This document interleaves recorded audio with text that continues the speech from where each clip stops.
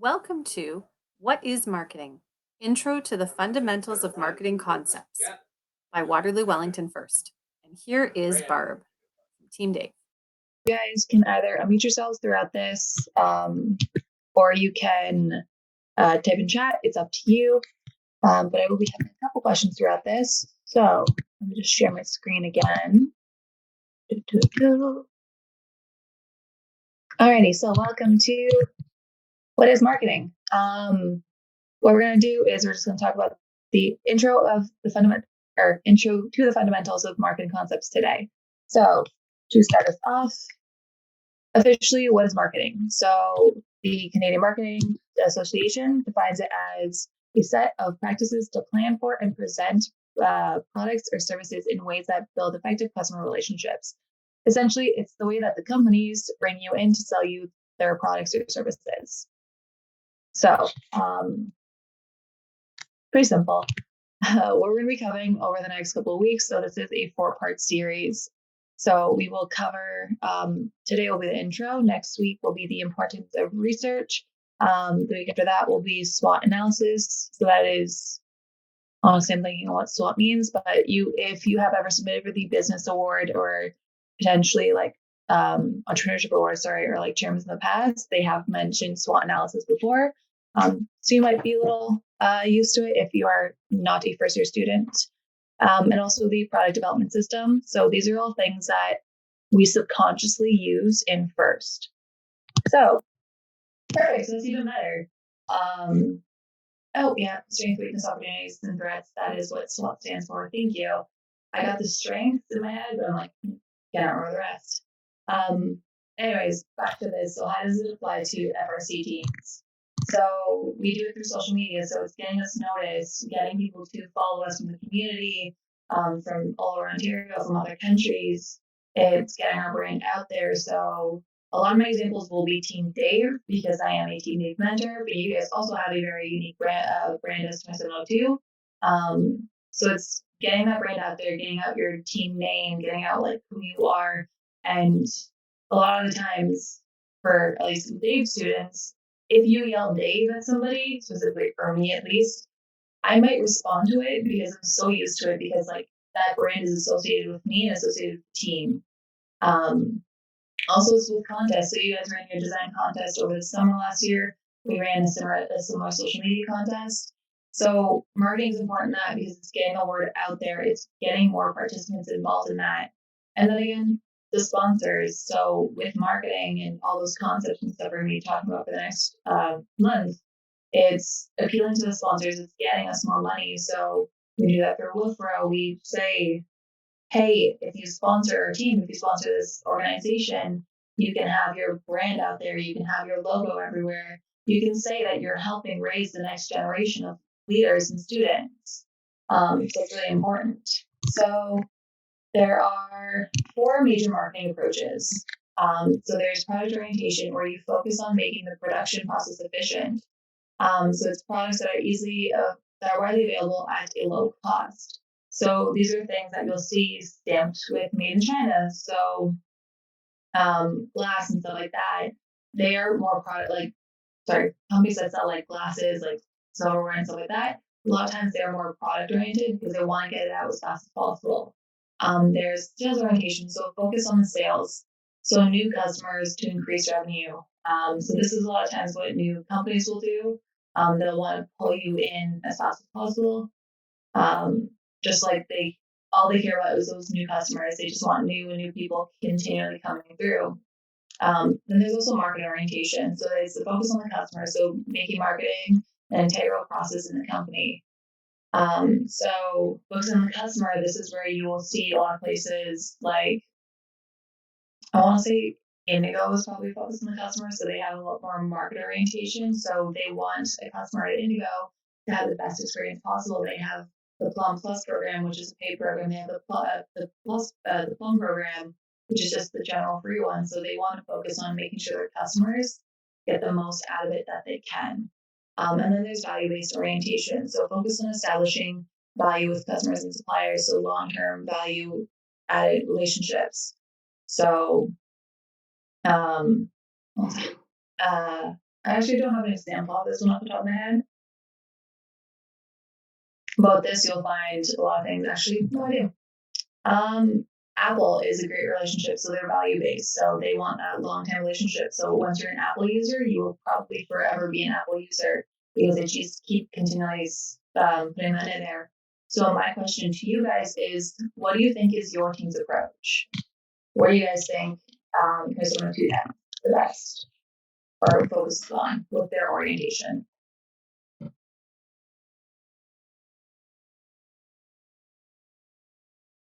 I gave y'all a sec to type it in chat.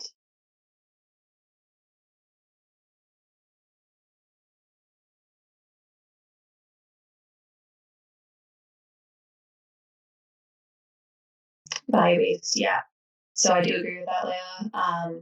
That is usually what a lot of the teams will be focused on because we just don't want to keep continually bringing in those new sponsors. We don't really care about the production orientation.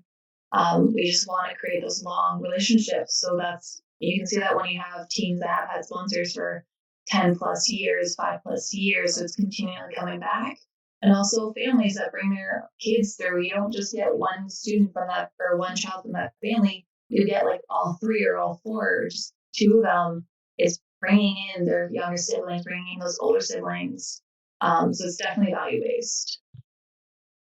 So the big question is, why do we do this? Why do we care about marketing? So the mission with marketing is the what, why, who, and how. So what is our purpose? So we want to bring people in. We want to get people aware of TSM. We want to get people aware of FIRST. So why? We want to be specific and realistic. Because it's helpful, because that is the way that the world is trajecting. We need those people who are STEM leaders. We need those people who have the ideals of gracious professionalism and cooperation ingrained in them at such a young age, because it's very important.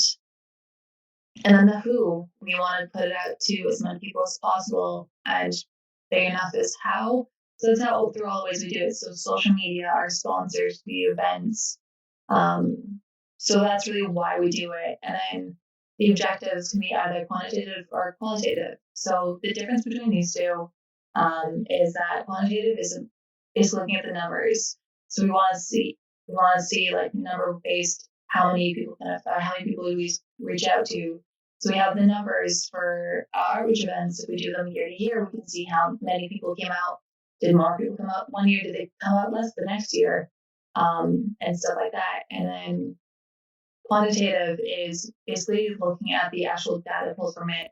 So this is a technique used to ask questions, target an audience in an organized manner, such as surveys, polls, questionnaires. So it's just getting the basis and just analyzing that. So it's very important because both terms of data is great to any team because you can see how it works. So quantitative, you could see with your design contest last summer, how many people were actually involved, how many people did you see, and then qualitative would be what do they actually take from it, so getting their direct feedback is all very important for when you want to move forward. So when you want to do it again in the future, going through all those or trying to do it again and just trying to make it better. So with everything that we do, with any sort of marketing process we create, we want to be smart at it. So SMART stands for specific, measurable, achievable, relevant, and time bound. So you want to define goals for both like what you expect and what you expect from a brand. So you want to define the specific marketing goals, and then you want to have measurable goals.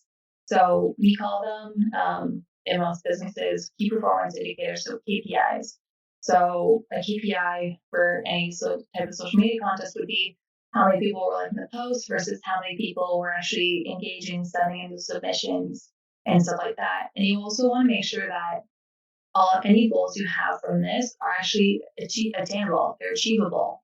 You don't want to be like, I want to get at least one student from every MRC team in Ontario to be a part of this, because that's not really attainable. You just want to say, I want to get at least one student from each local team a part of this. That's a little bit more achievable. You want to be able to assess the ability to accomplish your goals, because that's a big thing. Because if you don't accomplish your goals, you're less likely to do it again, even if it was helpful or if it didn't work out for you. And you want to be relevant, so you want to be realistic. So you want to verify that what you're proposing is actually practical and it actually makes sense. So you don't want to put something out there that's just like, oh my goodness, this is going to work so great, but there's no need for it. You always want to make sure you do have that. And then you also want to make it time bound. So you don't want to have, you want to have timely market goals. So you don't want to have them all be long term goals. You want to have a mix of short term goals and long term goals to help you figure out not only what is the best process, but to help realize whether or not it is valuable to your team to do this. Do you guys have any questions yet? Also, let me know if I'm talking too fast because I do tend to do that sometimes. It's just my natural way of speaking. I'm going to give you guys a second to get a drink. All right. I'm going to say maybe not. So I'm going to move on. We're just going to talk about a couple concepts moving forward. So the first one is marketing ethics. So ethics is very important. So according to Google, the definition of ethics is moral principles that govern a person's behavior or the conducting of an activity. So ethics is involved in everything we do. It is morality. It is when we post it and market things. We have to understand that it's morally right for us to do it, and we also want to make sure we're making the right decisions. So we don't want to do stuff like posting things, bragging, and talking bad about other teams, because morally that's not good. Not only does it go against first principles, but it doesn't make you or your individual look good. So you never want to go out attacking people. You want to make sure that you keep the ethics in play. So that speaks a lot into truthfulness. You want to make sure what you're giving out is proper information because it can always hurt you in the end. You don't want to say, oh, I've been doing so and so things. And then oh, yeah, really? I was there. They can contradict you. They can start asking more questions and it'll fall apart. And that doesn't look good on you. That doesn't look good on anybody. So you want to always make sure that you want to be as truthful as you can. You want to be as you want to use the facts. Facts are always the way to go. They're the safest way to go. And then we also want to keep in mind when it comes to ethics is we have stakeholders. So stakeholders is everybody we affect, whether directly or indirectly, with our posts, with what we say. So a lot of times directly, our stakeholders can be our sponsors. So they sponsor us. So anything that we say reflects on their brand as well. It's our students. So anything we say as a team reflects on our students. Whatever you as students say reflects back on your team. So you want to make sure that you keep in mind those stakeholders. You keep in mind that because it is a huge thing to remember that anything you do or say will always reflect back on you. And that is a big thing also at competitions. You want to make sure you're not overheard. Actually, I'll use this as story time. So Team Dave was on, I believe it was 2017. We were on the Tesla field. It was during semifinals, I believe. And the team that we had just beat was right behind us. They didn't know. I don't think they realized who they were sitting in front of, who was sitting in front of them. But they started talking bad about Team Dave. And honestly, it just made me think really bad about the team. It didn't make me think that they were a team I ever wanted to work with again. I turned around and I told them, hey guys, we can hear you. You were talking about our team. And then it looked bad on their team. It looked bad on their entire reputation because they were not a first year team. They were a very old team, very established team. So always remember, keep that in mind. The stakeholders, they ruined their reputation for their team now. So that is a huge part of marketing ethics is that you want to make sure you're using saying the facts. You want to make sure you're being morally correct, morally just, because everything will affect your reputation and everything will reflect on your stakeholders. Do you have any questions about marketing ethics at all? If you have any questions at any point throughout this, just pop them in chat and I will see them. I'm going to give y'all a second and I will move on. All right, I'm going to new. So a big thing is equality versus equity. So FIRST has introduced EDI last year, so that is equity, diversity, and inclusivity. So this is a big thing we want to keep in mind, just because it is something that is becoming a lot more apparent within society in general, and we just want to keep that at the forefront whenever we're making any posts, whenever we're doing sort of like fundraisers, outreach events. So equity. So there's a huge difference between equality and equity. Equality is giving everyone an equal opportunity. So you see in this photo, in the first half, everyone has one box. It's the same box, but not everyone can see over the fence. One person is obviously a little bit more affected. Equity is recognizing that people have disadvantages and giving people opportunities and support that makes it the same playing field. So you can see that in the second one. The first person doesn't need a box. He's tall enough to see over the fence. The second person only needs one box, whereas the third person needs two. So it's just making sure that we can recognize those disadvantages and give those opportunities. So the idea with this is how do we implement this on our FIRST teams? So you want to recognize that people might have extra ability, they need extra support. So you want to make sure that if you have students who need help or you have issues within yourself, you want to be able to offer that one-on-one time. You want to be able to offer that extra explanation whenever needed. So I want to ask you guys, are there any examples on your team with EDI? So like how do you guys deal with that? So on Dave, we say that like we accept people of all races. We want like all types, so all races, gender identities, sexualities, and more. So we want to make sure that different people are invited because it also helps us get different approaches. So like with everyone has different experiences, different perspectives, it helps create the best marketing approach you can have. And it's just an important thing to think about in everyday life.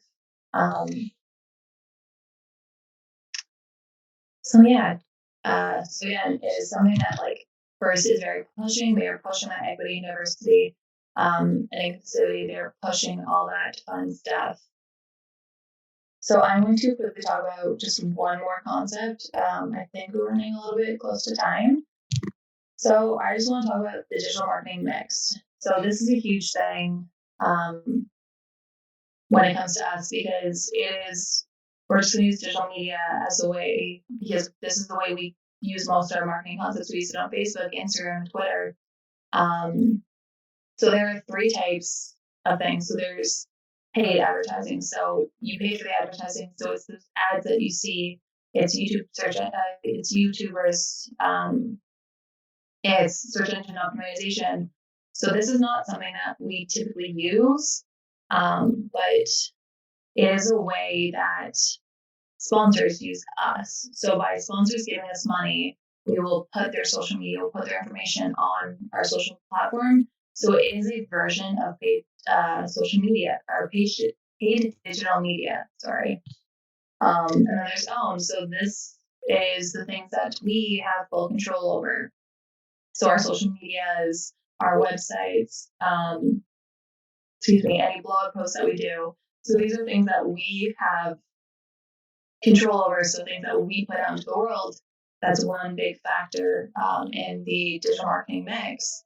And then the biggest one that we always want to focus on, and what is the biggest tell of if we're doing a good job with our marketing, if we're doing a good job with our like promoting the team, put our brand out there, is earned promotion. So it's the things that people post about us and promote without us asking us to.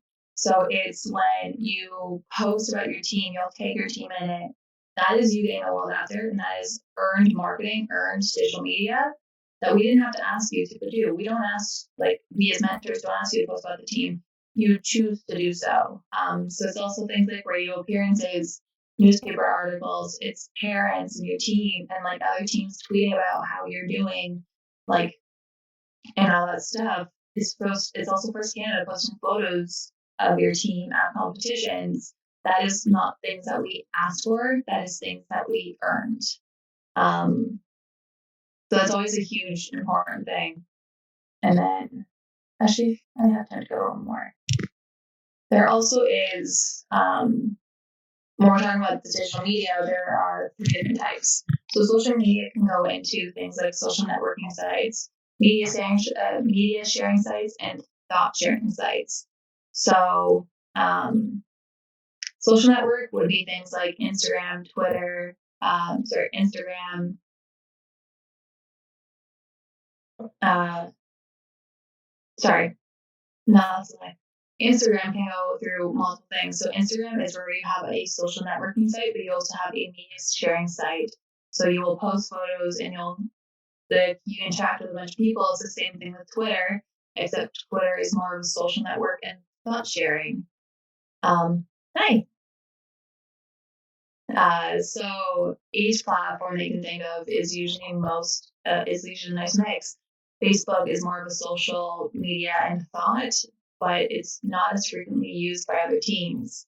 And then there's the ever loving website. So if you guys have a team website, most teams do. So that is primarily where you do media sharing and thought sharing, but it's not really social. So you're not interacting with other people as often. You want other people to interact with your team, but you aren't actively engaging like you would on TikTok, or sorry, not TikTok, Twitter or Instagram, where you're getting those likes, you're getting those retweets.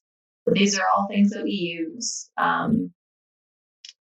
in everyday life and in our concepts when we think about marketing and how we want to put it through. So it's all digital media that is also very important because it changes what you want to use to get that information across. So sometimes you want to put something specifically on Facebook or specifically on Instagram, but not both. Not everything is meant to be for both, and that's a big thing whenever you're doing that kind of stuff.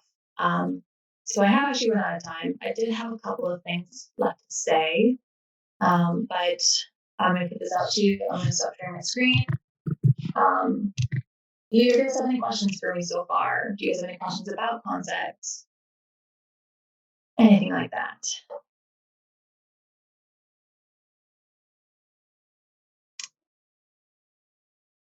I'm going to assume. Oh, no, I'm going to give some more time. So this is most likely going to be how these workshops are going to be run for the next couple of weeks. If you have any concern, have any feedback, please do send it forward to me. You can find me on the Discord, or you can always just send a message through community social media. I want to make sure that you are getting as much information from this as possible. So I want you to enjoy it and be engaged. And if you have questions, always put them through. But yeah, since no one has asked any questions up till this point, I'm going to assume there are none. So you can probably stop recording at this point, Michelle.